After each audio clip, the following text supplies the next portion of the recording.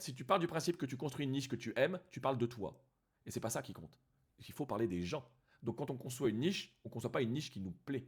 On conçoit une niche qui, sur laquelle on est les meilleurs. On va concevoir une niche sur laquelle notre solution au problème des gens qui appartiennent à cette niche sera meilleure que celle des concurrents. Je vais prendre un exemple très simple.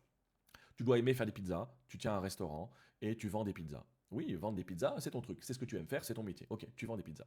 Sauf que tu peux vendre des pizzas de plein de manières différentes. Tu peux déjà les vendre sur place ou à emporter ou les deux. Tu peux vendre des pizzas traditionnelles ou des pizzas très contemporaines. Tu peux vendre des pizzas plus grosses que tes concurrents ou plus petites mais avec des ingrédients beaucoup plus quali. Tu peux vendre tes petites pizzas dans un décor très sophistiqué ou dans un décor très neutre ou dans un décor traditionnel. Tu as plein de manières d'exercer ton boulot. Tu peux vendre des pizzas avec le four devant tout le monde, ce qui fait que tout le monde te voit cuisiner, ou avec le four caché. Il y a plein de manières de le faire.